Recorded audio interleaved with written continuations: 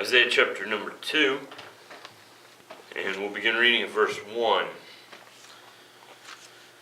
Isaiah chapter 2, beginning at verse 1, it says, "The word that Isaiah the son of Amos saw concerning Judah and Jerusalem. It shall come to pass in the last days that the mountain of the Lord's house shall be established in the top of the mountains, shall be exalted above the hills, and all nations shall flow unto it. Many people shall go and say, Come ye, and let us go up to the mountain of the Lord, to the house of God of Jacob. And he will teach us of his ways, and we will walk in his paths.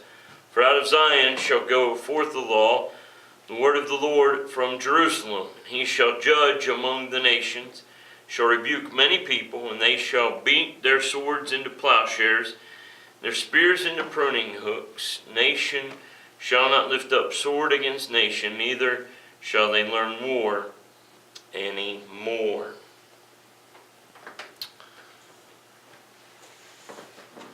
Take our text from verse number 4, and this is this year. In fact, I was looking. I don't guess I've really ever preached a message directly about Veterans Day. I've done Memorial Day messages, but I don't think I've ever done a Veterans Day message. Maybe I have, but I couldn't find any. But this year marks 100 years. And 100 years ago, the 11th hour, on the 11th day of the month, the 11th month, the day that the guns fell silent in World War I. Also, at that point, it wasn't known as World War I because it was known at that time the war to end all wars. It was known as the Great War. It was known as the like I said, the Great War. Later it would be known as the First World War. But the war began in 1914. The United States didn't enter into it until 1917, when Germany decided to sink some of our ships.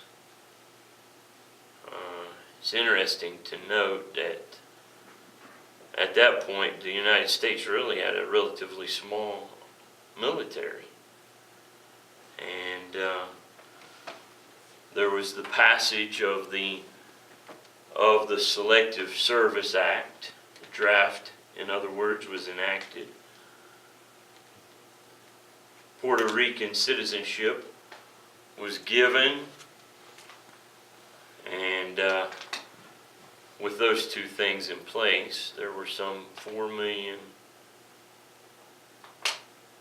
men drafted into service. A lot of lives were lost. A lot of men went to fight.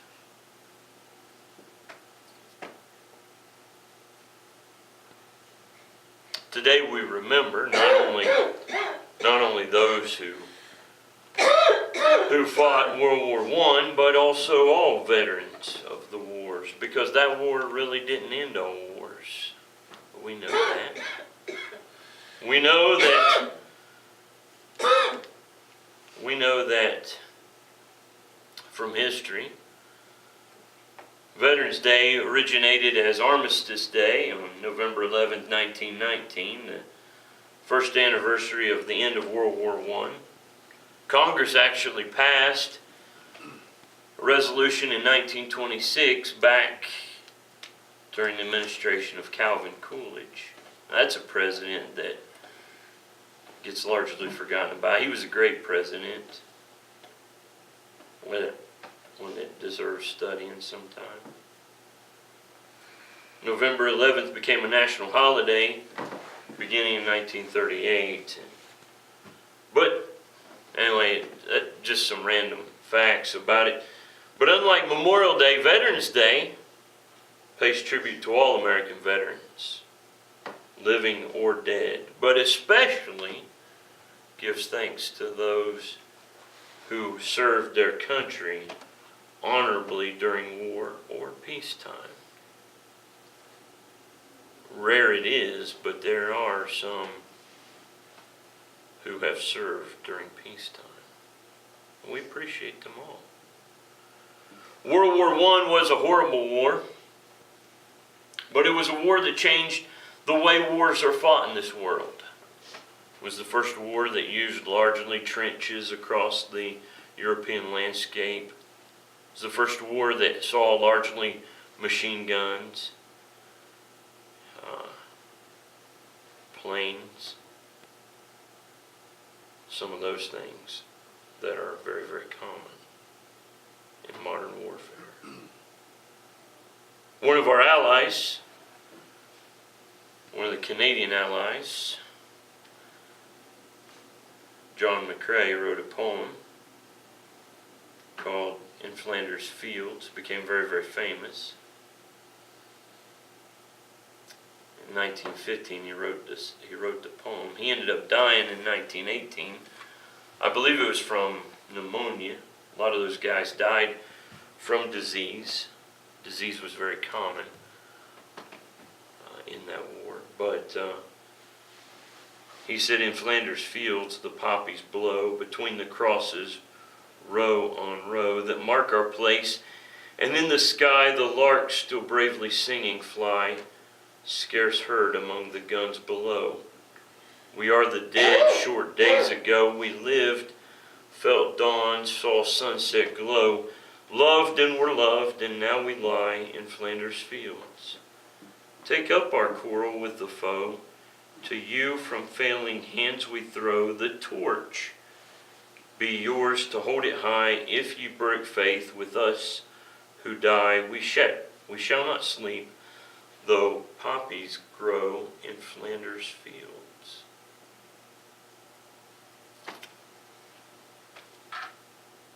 Of course, the crosses, row on row, that's many of them were buried in beneath crosses. Some of them unmarked graves over in Europe. Many soldiers have been buried in unmarked graves in the wars that have been fought since then.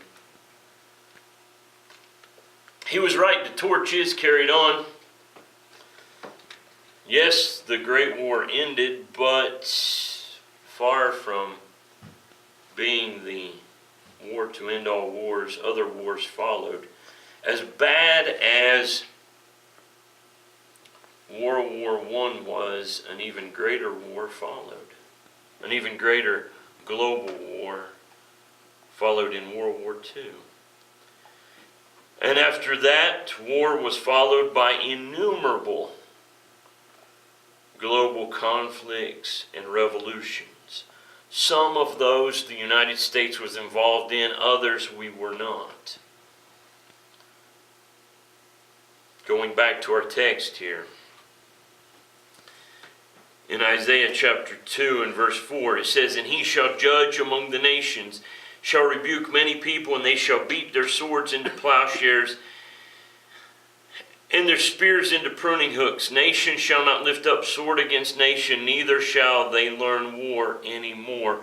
One of the things that has fascinated me about war has been the weaponry and the different kinds of weapons, going back from the Revolutionary War all the way up until our present time. Isaiah and I was watching a video documentary about the weapons of World War I. And just to see how it had changed, even from the U.S. Civil War, which had been fought ending in 1965, and how it had changed going up into 1914. And And you've got some major differences going from the black powder days into the smokeless powder, and the great kind of damage that was being done on the battlefields. And now you compare it with what they've got now.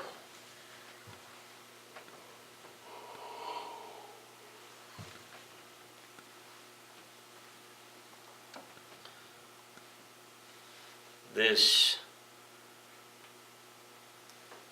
when you look at the armies of this world, I believe China has the biggest army. When you consider that, you look at our country.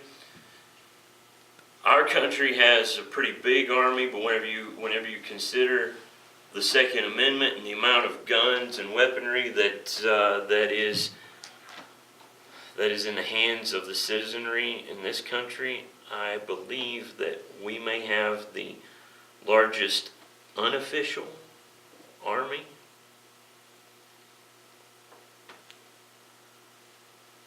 World War II.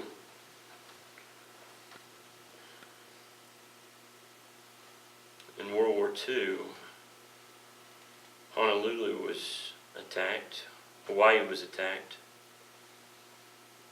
and there's a reason why mainland United States was not attacked, because the Japanese said if they came to our shore, if they came to the American continent, there would be a gun behind every blade of grass. They were afraid of that. They didn't want to do it. War has been a way of life. In fact, instead of a world full of democracies and liberty, we find a world that is enslaved by totalitarian dictatorships and socialism all around this world.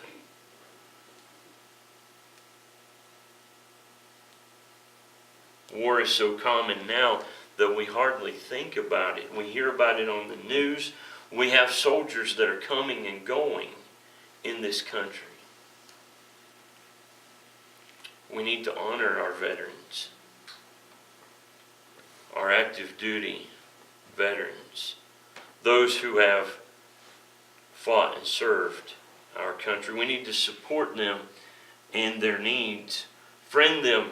Many of them we went to school with, we work with every day, we go to church with, we're friends with them on Facebook or whatever.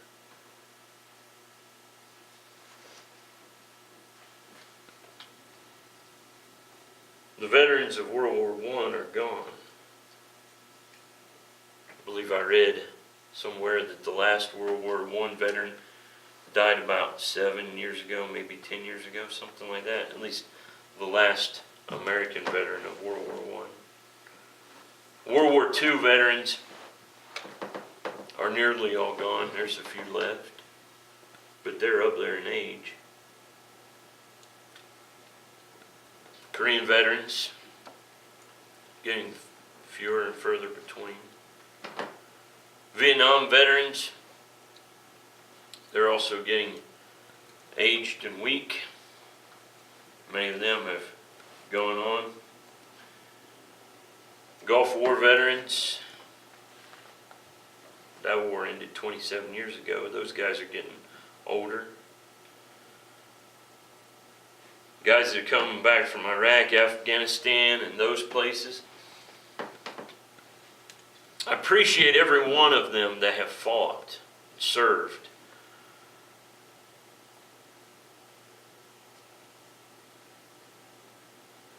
We need to support them. We may not hear a lot about the death toll like we used to. Vietnam days, Korea days, and World War II days, and World War I days. But listen to me. Those guys are suffering. Consider this. There is a lot of problems going on with our veterans. Some say that there's some 22 a day dying from suicide. I don't know if that's true or not, but I do know that those guys are suffering. There's still some dying on the battlefield. We just don't hear about it as much.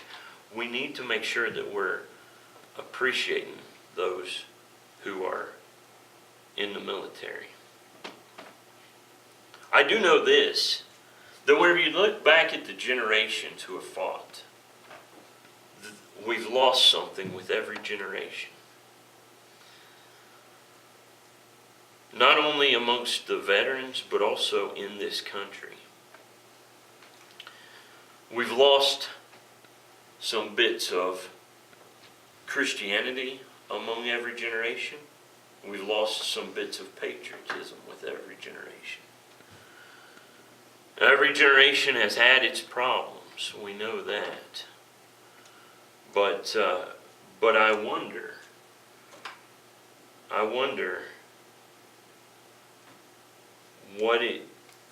what is going on whenever you consider the fact that we're now fighting a conflict that has been going on now since 2001. What's the end goal with this? What is it? Are we really in there to win? Is there a strategy? I don't know. How many in the current military, who joined the current military, have actually read the Constitution? I don't know. But I know there's a lot of pressures, a lot of needs, spiritually as well as physically. And I'm concerned for those who are active duty, as well as those who are veteran. One thing is for certain, though. As long as we're in this current world, we will have veterans among us. The way that the world is right now, there will always be wars and rumors of wars. The Bible told us of that. Let us honor them. You see someone with a hat on, says Iraq veteran, Vietnam veteran, whatever, tell them you appreciate them. Shake their hand, buy them a meal, whatever.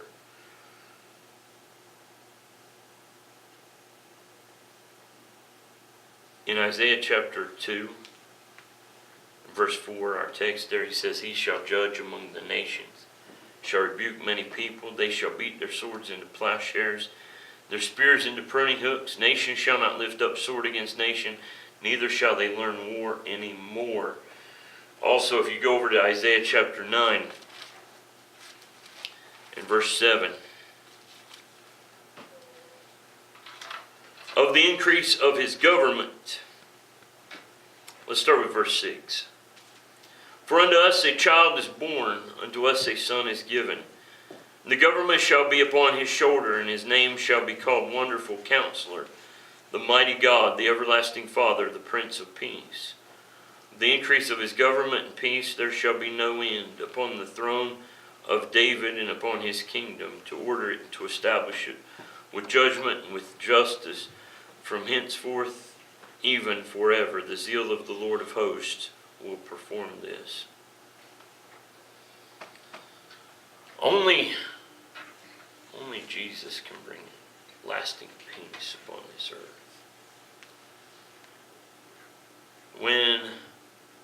When the men and women who serve, when they come home, there's no closure, there's no peace. There's no end to the conflict. Seems like whenever we get done with one war, another springs up. When there's one enemy that gets taken care of, it seems like another group comes up. And that's the way it's been down through the ages. war and war and war, and then another war.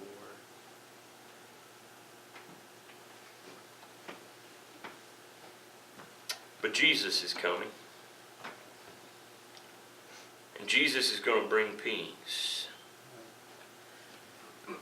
He can bring peace not only to this world, and He will, but He can bring peace to the veterans.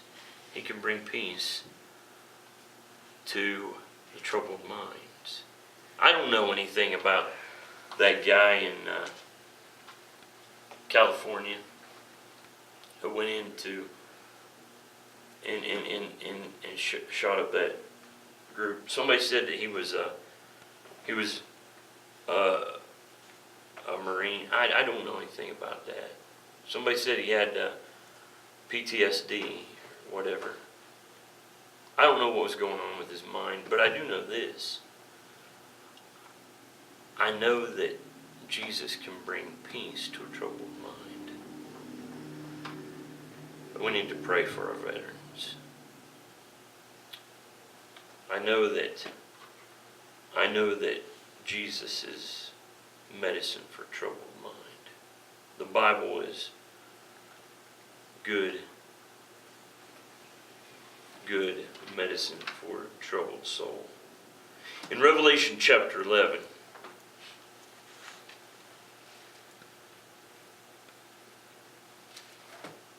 in verse 15,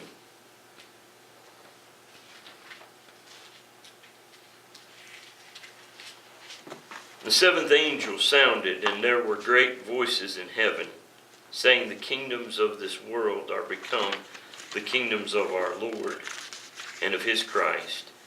He shall reign forever and ever.